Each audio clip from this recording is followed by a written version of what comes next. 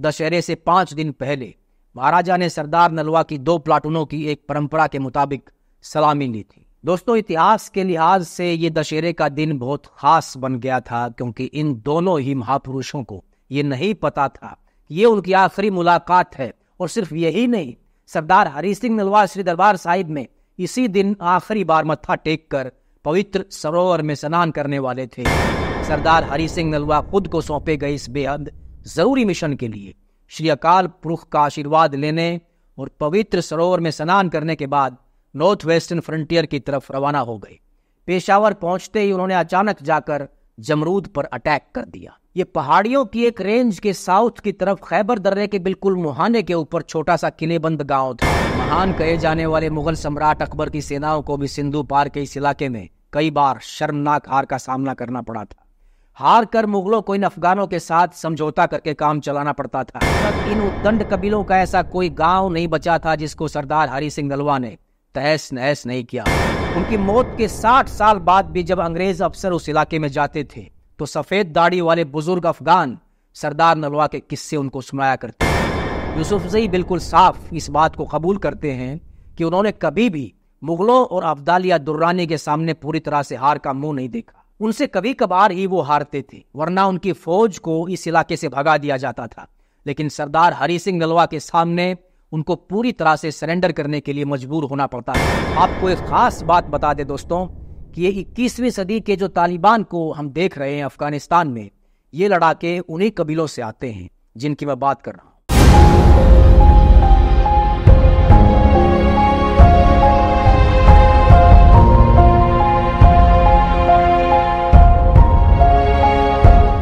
दोस्तों नमस्कार, सत श्री अकाल, आदाब, स्वागत है आपका आपके अपने चैनल महकता इंडिया पर। मैं राकेश सिनवार। चैनल को सब्सक्राइब नहीं किया है तो बेल आइकन को दबाकर चैनल को जरूर सब्सक्राइब कर लें। पेशावर पर महाराजा रणजीत सिंह का कब्जा था। जुलाई 1834 की बात है। अफगानिस्तान के उस वक्त के शासक दोस्त मोहम्मद की एक चिट्ठी महाराजा को मिलती है। उसमें वो महाराजा से कहता है कि मैंने अफगानिस्तान से शाह शुजा को भगा दिया है और अब मैं चाहता हूं कि आप पेशावर को मेरे भाइयों के हवाले कर दो।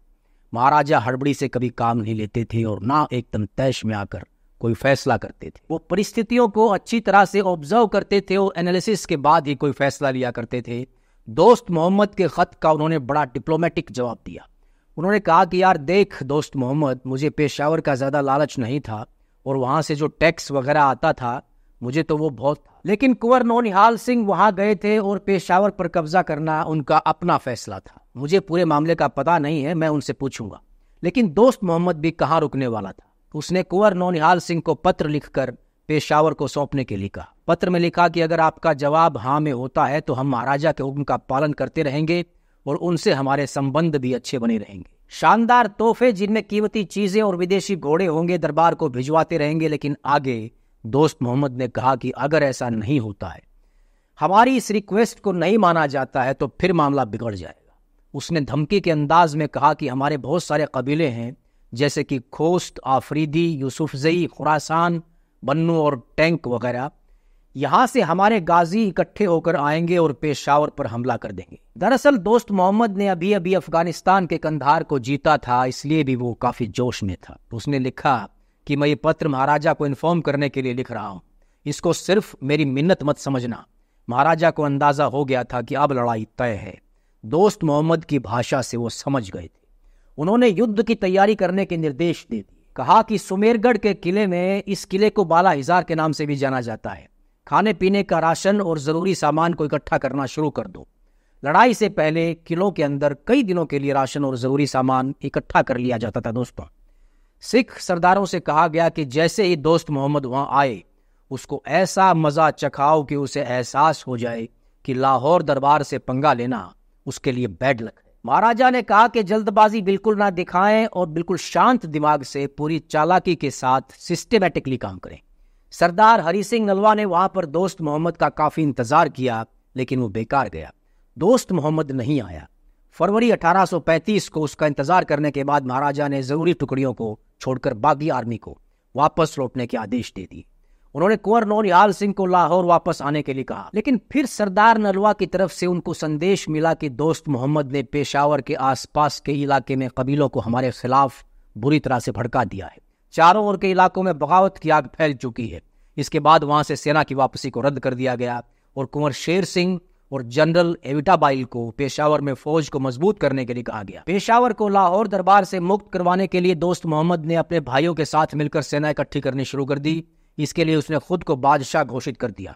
हालांकि उसके कई रिश्तेदारों ने इसका विरोध किया कि ये ठीक नहीं है, लेकिन काजियों और दूसरे मुस्लिम धर्मगुरुओं ने कहा कि जिहाद के लिए उसका बादशाह बनना जरूरी है, क्योंकि बिना बादशाह की अगुवाई के जिहाद नहीं मानी जाती और लड़ाई में मरने वाले जिहादी शहादत के हकदार भी नहीं होते। इसके लिए खान की पगड़ी में घास के 2-3 पत्ते लगाकर ये प्रक्रिया पूरी की गई। लोगों को इम्प्रेस करने के लिए दोस्त मोहम्मद ने नाच गाना देखना और शराब पीना भी छोड़ दिया, जिसकी उसको बड़ी लत थी। फिर उसने भीड़ में जाकर काफिरों के खिलाफ पाक जिहाद में शामिल होने के लिए लोगों को भड़काना शुरू कर दिया। उसने उनको ये कहते हुए उकसाया कि हर मुसलमान का ये फर्ज है कि वो खुद किसी भी तरह से जितना उनसे बन पड़े इस नेक काम में हिस्सा ले। लेकिन उनकी ये अपील लोगों ने अनसुनी कर दी, तो उसने अपनी हिंदू और मुस्लिम जनता से इसके नाम पर जबरन वसूली शुरू कर दी। उसने अपनी बेगमों को भी नहीं छोड़ा, उनके गहने इस लड़ाई में धन जुटाने के लिए उतरवा लिए और उनको काबुल के व्यापारियों के पास धन के बदले रहन रख दिया। इन सब तरीकों से उसने 3 लाख रुपए इकट्ठा कर लिए। सन 1835 के फरवरी मार्च के आसपास उसने काबुल से पेशावर के लिए रवानगी की। उधर महाराजा रणजीत सिंह ने अपने सेनापतियों से कहा कि उसके दूसरे भाइयों को बातचीत के जरिए मनाने की कोशिश करें और कम से कम सुल्तान मोहम्मद को अपनी तरफ करने की कोशिश करें। उन्होंने कहा कि जब तक मैं नहीं पहुंच जाता अफगानों के ऊपर हमला ना करें, भले ही उनकी तरफ से हमला हो जाए। पेशावर के नजदीक दोआब के इलाके में सिख थानों को खदेड़ने के लिए सुल्तान मोहम्मद ने गाजियों की मदद के लिए 100 जजैलची भेजे। जजैल एक तरह की लंबी नोक वाली मैचलोक बंदूक हुआ करती थी। दोस्तों, उस इलाके में उसका भतीजा यानी यार मोहम्मद खान का बेटा मोहम्मद हसन खान सिखों की तरफ से तैनात था। जजैलचियों और गाजियों के उन गांवों पर हमले से कुछ लोग मारे गए। सरदार नलवा ने अपने थानेदारों और मोहम्मद हसन खां को वापस बुला लिया।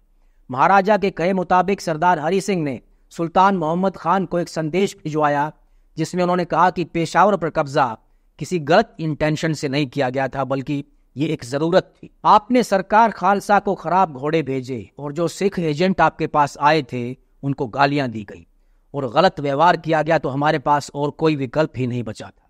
सरदार हरि सिंह ने आगे उसको अश्योर किया कि जो हो चुका उसको भुलाकर आगे बढ़ा जा सकता है। उन्होंने सुल्तान मोहम्मद को नए सिरे से बात करने के लिए न्योता भेजा और कहा कि इससे हम सभी को फायदा होगा। लाहौर दरबार की तरफ से डॉक्टर हरलान को बाजोर जाकर सुल्तान मोहम्मद खान से बातचीत करने की जिम्मेदारी सौंपी गई। हरलान के मुताबिक सुल्तान मोहम्मद को सिख साम्राज्य के समर्थन के लिए राजी करना बिल्कुल आसान था। दोस्तों, सही बात तो ये थी कि सुल्तान मोहम्मद ने काबुल में बैठे हुए अपने भाई दोस्त मोहम्मद के सामने ये प्रस्ताव रखा था कि वो पेशावर उसको दे देगा, इस बात का वचन दे। लेकिन दोस्त मोहम्मद ने यह कहते हुए मना कर दिया कि पेशावर वो अपने बेटे मोहम्मद अकबर खान को देना चाहता है। इसके बाद उसने जलालाबाद देने के लिए रिक्वेस्ट की और उसको भी दोस्त मोहम्मद ने ठुकरा दिया। अब सुल्तान मोहम्मद को अपने भाई से कोई उम्मीद नहीं बची थी, इसलिए उसने सिर्फ अपने हितों के लिए काम करने का फैसला किया। पेशावर पहुंचकर अमीर दोस्त मोहम्मद ने 12 नदी के किनारे अपना कैंप लगाया। सिखों के साथ बातचीत करने की जिम्मेदारी उसने अपने भाई सुल्तान मोहम्मद को ही सौंपी। सरदार हरि सिंह नलवा ने दोस्त मोहम्मद को संदेश भिजवाया कि अगर वो 100 नस्ली घोड़े और अपने एक बेटे को बंधक के तौर पर भेज दे तो पेशावर उसको वापस मिल जाएगा। अमीर ने घोड़े और बेटा दोनों भेजने से इनकार कर दिया और तलवार की नोक पर पेशावर लेने की मनसा जाहिर की। पेशावर पर सरकार खालसा के कब्जे का 1 साल पूरा होने पर सुल्तान मोहम्मद ने महाराजा से मुलाकात की और अपने गुजारे के लिए कुछ बंदोबस्त करने को कहा। सरदार नलवा, भाई राम सिंह और राजा गुलाब सिंह की सलाह पर महाराजा ने उसको गुजारे के तौर पर जागीर दे दी। सरदार हरि सिंह ने महाराजा से अनुरोध किया कि वो उनको काबुल के इन अफगानों से भिड़ने का हुक्म दें। मई 1835 में महाराजा ने अपने सभी सेनापतियों को आगे बढ़ने का हुक्म दिया। सिख आर्मी अमीर दोस्त मोहम्मद के कैंप के सामने हाफ सर्कल का आकार बनाते हुए 5 कोस के इलाके में फैल गई। सरदार नलवा ने प्रस्ताव रखा कि 12 नदी का पानी दुश्मन के कैंप की तरफ बह रहा है, उसको रोक दिया जाए। लेकिन महाराजा ने उनसे कहा कि अभी थोड़ा सा और रुको और अपने आदमी उनसे बातचीत करने के लिए भेजो। फकीर अजीजुद्दीन सुल्तान मोहम्मद और भाई अमीर बख्श डॉक्टर हरलान के साथ अमीर दोस्त मोहम्मद के कैंप में पहुंचे। वहां से फकीर अजीजुद्दीन का संदेश आया कि दोस्त मोहम्मद लाहौर दरबार के नीचे काम करने के लिए राजी है, इसलिए हमला ना करें और मेरे वापस आने तक इंतजार करें। उसी रात सुल्तान मोहम्मद और जब्बार खान दोस्त मोहम्मद का साथ छोड़ते हुए अपनी सेना के साथ मैदान छोड़ गए। जब दोस्त मोहम्मद को पता चला कि उसके भाई अपनी फौजों समेत चले गए हैं तो उसने वहां से वापस जाने में ही अपनी भलाई समझी और लाहौर दरबार के नुमाइंदों को अपने साथ तब तक फंदक बनाए रखने का फैसला किया जब तक कि वो खैबर दर्रे को पार नहीं कर जाता। जब महाराजा रणजीत सिंह को पता चला कि दोस्त मोहम्मद मैदान छोड़कर वापस अफगानिस्तान भाग गया है तो वो बेहद गुस्सा हुए। उन्होंने कहा कि हमने अफगानों के साथ इस युद्ध अभियान में लाखों रुपए खर्च कर दिए लेकिन उनकी एक तोप भी जीतने में कामयाब नहीं हो पाई।